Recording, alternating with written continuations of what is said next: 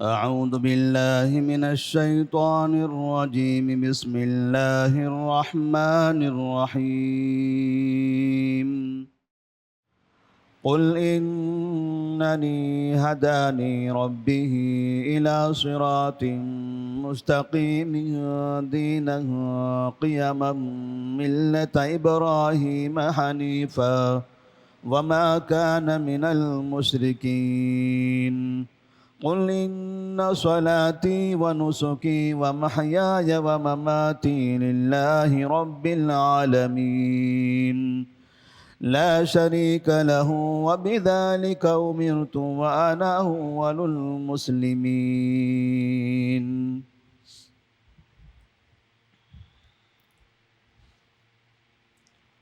سورة الانعام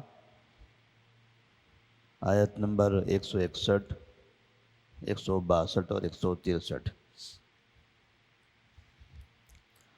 اللہ تبارک و تعالیٰ نے اس سے پہلے کی آیات میں ایسے لوگوں کا جب تذکرہ فرمایا جو لوگ دین میں تفریق کرتے ہیں، فرقہ بندیاں کرتے ہیں اور صراط مستقیم سے ہٹ کر الگ الگ جماعتیں بناتے ہیں، تو اللہ تبارک و تعالیٰ نے نبی کریم صلی اللہ علیہ وسلم سے کہا تھا کہ جو بھی سیدھے راستے سے ہٹ جائے، الگ الگ جماعتیں بنا لیں، تو آپ کا ان سے کوئی تعلق نہیں ہے۔ آپ ایسے لوگوں سے پریشان نہ ہوں۔ جو صحیح راستے پر ہوگا وہ کامیاب ہوگا، اسے آخرت میں بہترین بدلہ ملے گا، اور جو غلط راستے پر چلا جائے گا، الگ الگ ادیان کو، الگ الگ مذاہب کو اور اللہ کے علاوہ دوسروں کے بتائے ہوئے طریقوں کو وہ قبول کرتا چلا جائے گا، اس کے حساب سے ان کا محاسبہ ہوگا۔ اس کے بعد اللہ تبارک و تعالیٰ نے ان آیات میں نبی کریم صلی اللہ علیہ وسلم سے خطاب کرتے ہوئے کہا کہ آپ لوگوں سے یہ بتا دیجئے کہ اللہ تبارک و تعالیٰ کا یہ شکر ہے کہ اللہ نے مجھے سیدھا راستہ عطا کیا ہے، اس نے مجھے صراط مستقیم دیا، اسی راستے کی رہنمائی فرمائی۔ اب وہ سیدھا راستہ کون سا راستہ تھا؟ جو راستہ ابراہیم علیہ السلام کا تھا۔ ابراہیم علیہ السلام توحید پر تھے، وہ شرک نہیں کیا کرتے تھے، ہر قسم کے شرک سے وہ محفوظ تھے۔ تو جو طریقہ، جو راستہ ان کا تھا، اللہ تبارک و تعالیٰ نے مجھے وہ طریقہ جس کو صراط مستقیم کہتے ہیں وہ عطا کیا۔ اب میں اسی راستے پر چلنے والا ہوں۔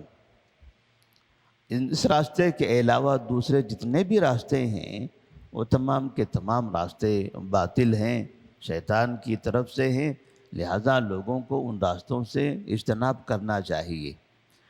تو اللہ فرماتے ہیں قل اننی ہدانی ربی الی صراط مستقیم۔ اے محمد صلی اللہ علیہ وسلم، آپ کہہ دیجئے کہ بے شک میرے رب نے مجھے سیدھا راستہ بتا دیا ہے، سیدھے راستے کی جانب رہنمائی فرمائی ہے۔ میرے رب نے مجھے سیدھے راستے کی جانب رہنمائی فرمائی ہے۔ تو یہاں پر الی صراط مستقیم، صراط مستقیم کہا، یعنی مجھے صراط مستقیم بتایا ہے۔ اب یہی وہ صراط مستقیم ہے جس کے لیے سورۃ الفاتحہ میں دعا کی گئی ہے، اہدنا الصراط المستقیم۔ اے اللہ تو ہمیں صراط مستقیم عطا فرما، یا صراط مستقیم کی جانب ہماری رہنمائی فرما۔ صراط الذین انعمت علیہم غیر المغضوب علیہم ولا الضالین۔ اب وہ صراط مستقیم، وہ راستہ کس کا راستہ ہے؟ کون سا راستہ ہے؟ الذین انعمت علیہم، جن پر تو نے انعام کیا ہے۔ اب وہ کون لوگ ہیں جن پر اللہ تبارک و تعالیٰ نے انعام کیا؟ وہ انبیاء علیہم السلام ہیں، انبیاء علیہم السلام۔ اسی طرح سے صدیقین ہیں، شہداء ہیں، صالحین ہیں۔ یہ راستہ ہے، یہود و نصارہ کا راستہ نہیں ہے۔ جنہوں نے صراط مستقیم سے ہٹ کر دوسرے راستے اپنائے تھے، ان کا راستہ نہیں ہے۔ تو اللہ تبارک و تعالی نبی کریم صلی اللہ علیہ وسلم سے یہ کہلواتے ہیں، اے محمد صلی اللہ علیہ وسلم آپ لوگوں سے یہ بتا دیجئے جو الگ الگ راستوں پر چل رہے ہیں ان سے کہیے کہ میرا کون سا راستہ ہے، میں کس راستے پر چل رہا ہوں۔ قل اننی ہدانی ربی الی صراط مستقیم، کہ آپ کہہ دیجئے کہ بے شک میرے رب نے میری رہنمائی کی ہے یا مجھے بتایا ہے صراط مستقیم، دینا قیما ملت ابراہیم حنیفا، صراط مستقیم ایک سیدھا دین، صاف و شفاف دین، واضح دین، ابراہیم علیہ السلام کا طریقہ۔ جو ابراہیم علیہ السلام موحد تھے، ہر طرح کے شرک سے محفوظ تھے، تمام چیزوں سے کٹ کر صرف اللہ تبارک و تعالیٰ پر ایمان رکھنے والے تھے، ہر چیز سے کٹ کر صرف اللہ پر ایمان رکھنے والے تھے۔ مجھے اللہ تبارک و تعالیٰ نے وہ راستہ بتایا ہے۔ تو نبی کریم صلی اللہ علیہ وسلم سے کہا جا رہا ہے کہ آپ لوگوں سے یہ کہیے کہ مجھے اللہ نے ابراہیم علیہ السلام کا راستہ بتایا۔ اب ابراہیم علیہ السلام کا راستہ کیوں؟ اس لیے کہ مشرکین مکہ، اسی طرح سے جزیرہ عرب میں رہنے والے یہود و نصارہ، یہ سب کے سب ابراہیم علیہ السلام کو مانتے تھے۔ ان سب کی نظر میں ابراہیم علیہ السلام کا احترام تھا۔ مشرکین مکہ بھی ابراہیم علیہ السلام کو مانتے تھے، یہود بھی ابراہیم علیہ السلام کو مانتے تھے، نصارہ بھی ابراہیم علیہ السلام کو مانتے تھے۔ یہ سب کہتے تھے کہ ابراہیم علیہ السلام ہمارے تھے، یہ سب کہتے تھے کہ ابراہیم علیہ السلام ہمارے ہیں۔ مشرکین مکہ کہتے ہیں وہ ہمارے تھے، یہود کہتے ہیں وہ ہمارے تھے، نصارہ کہتے ہیں وہ ہمارے تھے۔ یعنی تینوں کی نظر میں ابراہیم علیہ السلام محترم تھے، مقبول تھے۔ تب یا نبی سے یہ کہلوایا جا رہا ہے کہ اے محمد صلی اللہ علیہ وسلم آپ ان سے کہیے کہ آپ سب مانتے ہو کہ ابراہیم علیہ السلام بہتر انسان تھے، اچھے نبی تھے، تو مجھے تو انہی کا راستہ دیا گیا ہے۔ مجھے جو راستہ دیا گیا، مجھے جو نبوت، مجھے جو دعوت دے کر بھیجا گیا ہے، وہ دعوت وہی ابراہیم علیہ السلام کی دعوت ہے۔ تو ایسی صورت میں جب میں ابراہیم علیہ السلام کے راستے پر چل رہا ہوں تو نہ مشرکین کو پریشانی ہونی چاہیے، نہ یہود کو پریشانی ہونی چاہیے، نہ نصارہ کو پریشانی ہونا چاہیے، کیونکہ یہ تینوں مانتے ہیں کہ ابراہیم علیہ السلام حنیف تھے، یعنی تمام چیزوں سے کٹ کر ایک اللہ کی عبادت کرنے والے تھے۔ اور اللہ تبارک و تعالیٰ نے باقاعدہ قرآن مجید میں ابراہیم علیہ السلام کی پیروی کرنے کا نبی کریم صلی اللہ علیہ وسلم کو حکم بھی دیا ہے۔ سورہ نحل میں اللہ تبارک و تعالیٰ فرماتے ہیں ثم اوحینا الیک ان اتبع ملت ابراہیم حنیفا، ثم اوحینا الیک، پھر ہم نے آپ کی جانب وحی کی، ہم نے آپ کو بتا دیا، اے محمد صلی اللہ علیہ وسلم ہم نے آپ کو یہ بتا دیا ان اتبع ملت ابراہیم حنیفا، آپ ابراہیم علیہ السلام کے راستے کی پیروی کرو۔ وہ کون سا راستہ تھا؟ وہ توحید کا راستہ۔ ایسا نہیں ہے کہ جو طریقہ، جو شریعت مکمل ابراہیم علیہ السلام پر نازل ہوئی تھی ہو بہو وہی نبی صلی اللہ علیہ وسلم پر نازل ہوئی ہے، نہیں، دونوں میں فرق ہے، لیکن بنیاد ایک ہی ہے، بنیاد ایک ہی ہے۔ اور وہ بنیاد کیا ہے؟ ایک اللہ تبارک و تعالیٰ کی عبادت، توحید۔ وہ بھی توحید کی دعوت دیتے تھے اور یہ بھی توحید کی دعوت دیتے تھے۔ تمام انبیاء کا مشن بنیادی ایک ہی تھا۔ جو مسائل تھے زندگی گزارنے کے، تو اس میں تھوڑا سا الگ الگ قوانین تھے۔ موسیٰ علیہ السلام کے زمانے کے قوانین الگ تھے، یعقوب علیہ السلام کے زمانے کے قوانین الگ تھے، ابراہیم علیہ السلام کے زمانے کے قوانین الگ تھے، اور آخری نبی محمد مصطفیٰ صلی اللہ علیہ وسلم کے زمانے کے قوانین الگ ہیں۔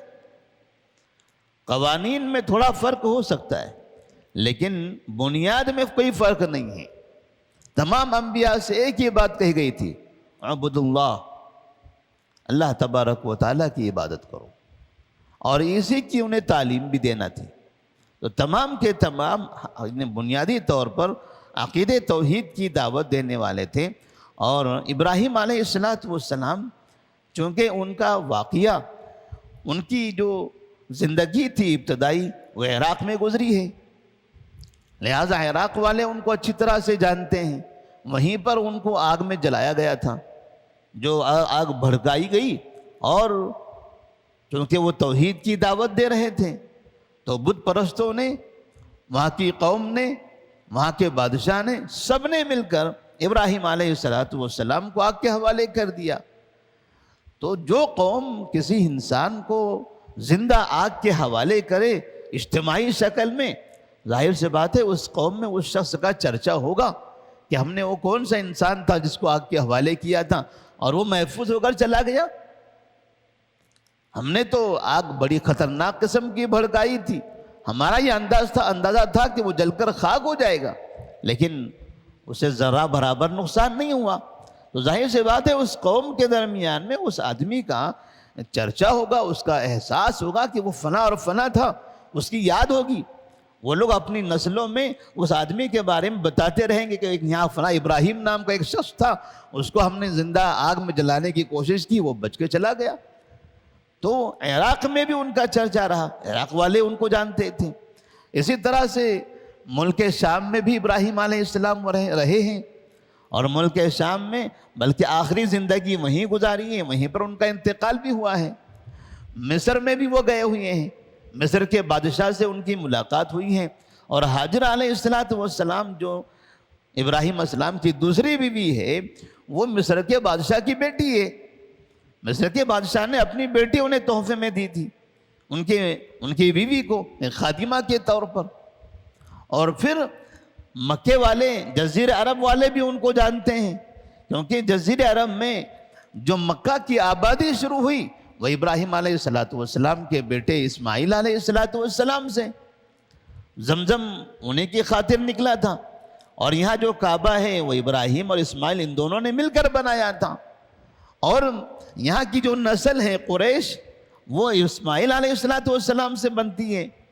تو اس طرح یہ پورا جو علاقہ ہے، یہ سارے لوگ ابراہیم علیہ السلام کو جانتے تھے۔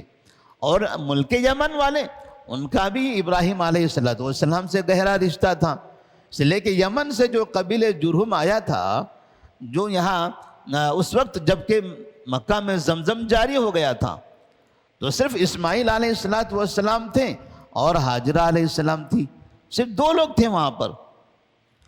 تو اس وقت قبیلہ جرہم نامی ایک قبیلہ ملک یمن سے آیا، اور وہ آ کر یہاں آباد ہوا، اور انہی کے ساتھ رہتے ہوئے اسماعیل علیہ السلام نے عربی زبان سیکھی، اور اسی قوم کے سردار کی بیٹی سے اسماعیل علیہ السلام نے نکاح کیا۔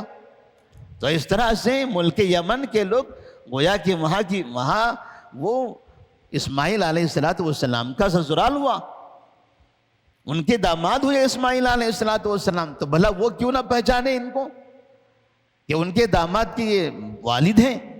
تو اس طرح سے وہاں کے لوگ بھی ابراہیم علیہ السلام کو جانتے پہچانتے تھے۔ تو اللہ تبارک و تعالیٰ نے پھر انہی کا تذکرہ کیا۔ جب سارے لوگوں کی نظر میں وہ محترم ہیں، تو آپ سب کو یہ پتہ ہونا چاہیے کہ اس آدمی کا، اس شخص کا راستہ کیا تھا، ان کا طریقہ کیا تھا۔ تو اللہ نے فرمایا اتبع ملت ابراہیم حنیفہ، اے محمد صلی اللہ علیہ وسلم، آپ ابراہیم علیہ السلام کے راستے پر چلیے، جو مکمل طور پر ہر چیز سے کٹ کر ایک اللہ کی عبادت کرتے تھے۔ تو یہاں پر بار بار ابراہیم علیہ السلام کے ساتھ حنیفہ جو لفظ استعمال کیا ہے، وہ تمام انسانوں کو بتانے کے لیے، مشرکین مکہ کو، یمن والوں کو، عراق والوں کو، ملک شام والوں کو، ملک مصر والوں کو، یہ بتانے کے لیے کہ ابراہیم علیہ السلام کی زندگی میں وہ چیزیں نہیں تھیں جو آپ لوگوں کی زندگی میں ہیں، کہ آپ لوگ یہ جو الگ الگ چیزوں کے ساتھ شرک کرتے ہو، یہ جو شرک کا بازار تمہارے یہاں پاس گرم ہوا ہے، اللہ کو چھوڑ کر الگ الگ چیزوں کی تم جو عبادت کرتے ہو، یہ ابراہیم علیہ السلام کا راستہ تو نہیں تھا۔ کم سے کم اپنے محبوب، جس کو آپ محبوب سمجھتے ہو، جس کا احترام کرتے ہو، کم سے کم ان کا تو خیال کر لیجئے، ان کے راستے پر چلیے۔ اور یہ محمد صلی اللہ علیہ وسلم تم کو کسی نئے راستے کی طرف نہیں بلا رہے ہیں، اسی ابراہیم علیہ السلام کے راستے کی طرف بلا رہے ہیں۔ تو اللہ تبارک و تعالیٰ نے یہاں بڑے حکمت کے ساتھ اس قوم کو سمجھانے کی کوشش کی ہے نبی کریم صلی اللہ علیہ وسلم کی زبانی۔ وما کان من المشرکین، اور کہا وہ مشرکین میں سے نہیں تھے، یعنی ابراہیم علیہ السلام مشرکین میں سے نہیں تھے۔ آپ جب کہتے ہو کہ ہم دین ابراہیمی پر ہیں، ابراہیم علیہ السلام کو ماننے والے ہیں، تو پھر آپ تو شرک کر رہے ہو، جبکہ وہ شرک نہیں کرتے تھے۔ ملک شام والے کہتے ہیں کہ ہم ابراہیم علیہ السلام کو ماننے والے ہیں، تو ان سے کہا جا رہا ہے کہ پھر وہ تو شرک نہیں کرتے تھے، آپ کیوں شرک کر رہے ہو؟ عراق والوں سے بھی کہا جا رہا ہے کہ وہ شرک نہیں کرتے تھے، آپ کیوں شرک کر رہے ہو؟ وما کان من المشرکین، ابراہیم علیہ السلام شرک کرنے والوں میں سے نہیں تھے۔ قل ان صلاتی ونسکی ومحیای ومماتی للہ رب العالمین، اور پھر فرماتے ہیں اے نبی صلی اللہ علیہ وسلم آپ کہہ دیجئے بے شک میری نماز، میری قربانی، میری زندگی اور میری موت یہ سب اللہ رب العالمین کے لیے ہے، یہ سب اللہ رب العالمین کے ہاتھ میں ہے۔ میری نماز اللہ کے لیے ہے، میں عبادت کرتا ہوں جو بدنی عبادت ہے، جس عبادت میں انسان اپنے جسم کا استعمال کرتا ہے، جسمانی طور پر حرکت کرتا ہے، زبان کا استعمال، ہاتھوں کا استعمال، قدموں کا استعمال، سر کا استعمال، سجدہ کرنا، رکوع کرنا، یہ جو نماز، یہ جو عبادت ہے جس کو بدنی عبادت کہتے ہیں، یہ اللہ کے لیے ہے۔ ونسکی، میری قربانی اسی طرح سے مالی عبادت، قربانی میں مال خرچ ہوتا ہے، تو میری مالی جتنی بھی عبادتیں، صدقہ ہیں، خیرات ہیں، یہ ساری عبادتیں یہ سب اللہ رب العالمین کے لیے ہیں۔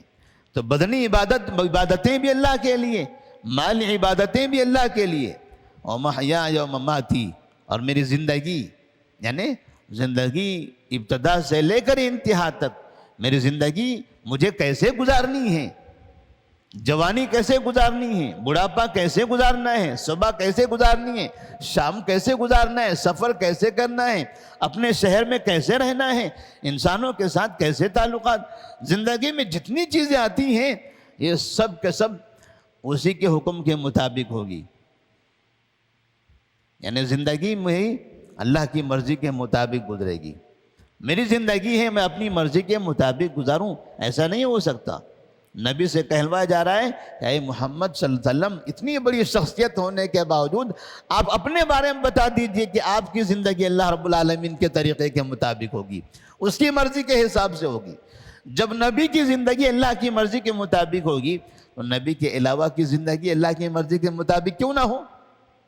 بھلا دوسرا انسان کو یہ کیسے کہہ سکتا ہے کہ ہم اپنے عقل کے حساب سے زندگی گزاریں گے؟ وہ یہ کیسے کہہ سکتا ہے کہ ہم اپنے زمانے کے حساب سے زندگی گزاریں گے؟ زمانہ جیسا ہوگا ویسا ہم چلیں گے، ہم زمانہ جیسے ہوگا ویسے چلیں گے۔ تو ہر زمانے میں انسان برائی کے راستے پر چلنا چاہتا ہے، جیسے زمانہ ہوگا ویسے چلیں گے۔ تو زمانے میں کس چیز کو اختیار کرتا ہے؟ وہ برائی کو۔ زمانے میں آئیڈیل کس کو بناتا ہے؟ اکثریت کو۔ زمانے میں آئیڈیل کس کو بناتا ہے؟ کون سا راستہ اپناتا ہے؟ ان لوگوں کا راستہ جو برائیوں میں ملوث ہیں۔ اب اس زمانے میں جو نیک لوگ ہوں گے ان کا راستہ نہیں اپناتا، وہ کہتا ہے یہ زمانے سے بچھڑے ہوئے لوگ ہیں، حالانکہ وہ اسی زمانے میں ہیں۔ جیسے اگر کوئی 2024 میں انتہائی نیک ہو، متقی ہو، پرہیزگار ہو، شریعت کا پابند ہو تو وہ 2024 کا ہی ہے، تو اس کے بارے میں کہا جاتا ہے یہ بچھڑا ہے، یہ پرانے طریقے کا ہے۔ اور اسی 2024 میں ناچ گانے والا ہو، شریعت کی مخالفت کرنے والا ہو، راستوں میں کھڑے ہو کر کھانے پینے والا ہو، جس کے پاس شریعت کا کوئی اہتمام نہیں ہے، ویسا ہو تو کہتے ہیں یہ ہے زمانے والا۔ برائی کرنے والے کو کہا جاتا ہے یہ زمانے کے حساب سے چل رہا ہے، اور اسی کی زندگی میں، اسی کے پڑوس میں، اسی کے ساتھ رہنے والا کوئی انسان متقی پرہیزگار ہے، تو کہتے ہیں یہ آدمی پرانے زمانے کا ہے۔ یہ پرانے زمانے کا کیسے ہو گیا؟ یہ بھی تو اسی شہر کا پیدا ہوا، یہ اسی شہر کا پیدا ہوا ہے، دونوں ایک ہی زمانے کے ہیں، دونوں کی آب و ہوا ایک ہے، دونوں کا شہر ایک ہے، دونوں کا کلچر ایک ہے، پھر یہ بچھڑا کیسے ہوگا، یہ نیا کیسے ہو گیا؟ تو لوگ جب کہتے ہیں کہ ہمیں زمانے کے ساتھ چلنا ہے تو زمانے میں وہ جس راستے پر چلتے ہیں وہ راستہ برے انسانوں کا راستہ اپناتے ہیں، اور کہتے ہیں جو برے لوگ ہیں حقیقت میں اس زمانے میں ہمارے لیے آئیڈیل یہ لوگ ہیں، حالانکہ اسی زمانے میں ان کے نظروں کے سامنے نیک لوگ بھی ہوتے ہیں، ان نیک لوگوں کے بارے میں کہتے ہیں یہ پرانے لوگ ہیں، پرانے خیالات والے ہیں۔ جب وہ اس زمانے کے پیدا ہوئے ہیں تو خیالات پرانے کیسے ہو گئے، بچھڑے کیسے ہو گئے؟ ساری چیزیں تو ہمارے زمانے کی ہیں ان کے پاس بھی۔ تو اللہ تبارک و تعالیٰ یہاں پر نبی سے کہتے ہیں وَنُسُكِي وَمَحْيَايَ، میری زندگی، اب چاہے وہ زندگی نبی کے زمانے کے لوگوں کی ہو یا نبی کے زمانے کے بعد کے لوگوں کی ہو یا قیامت تک آنے والے انسانوں کی ہو، ہر ایک کی زندگی بھی اللہ کی مرضی کے مطابق ہونی ہے۔ وَمَمَاتِي، اور میری موت بھی، حتیٰ کہ موت بھی اللہ رب العالمین کے لیے، ہمارا مرنا، ہمارا جینا سب اللہ کے لیے ہے، کہ ہم جب تک رہیں گے اللہ رب العالمین کے بتائے ہوئے طریقے کے مطابق عمل کریں گے۔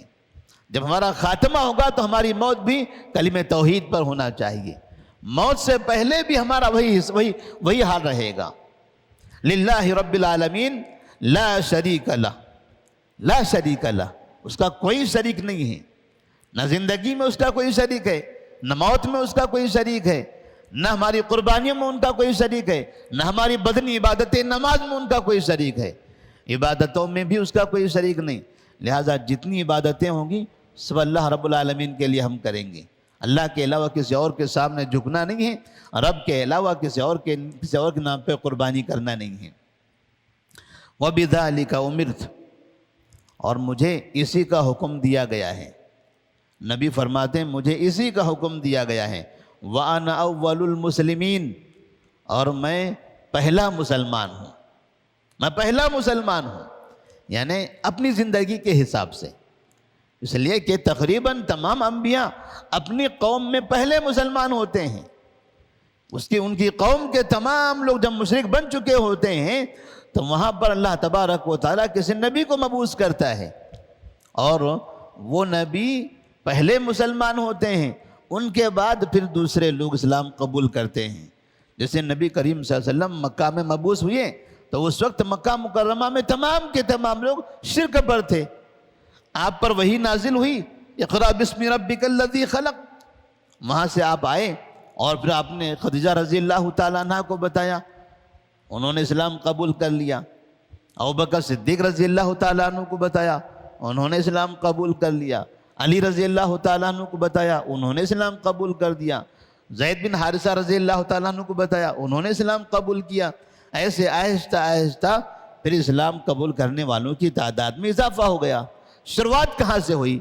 شروعات نبی سے ہوئی، اس کا مطلب اس قوم میں پہلے مسلمان نبی تھے، بعد میں دوسرے لوگوں نے ایمان قبول کیا۔ تو اللہ فرماتے ہیں نبی سے کہا گیا کہ آپ کہیے وَبِذَلِكَ أُمِرْتُ وَأَنَا أَوَّلُ الْمُسْلِمِينَ، اور مجھے اسی کا حکم دیا گیا ہے اور میں پہلا مسلمان ہوں۔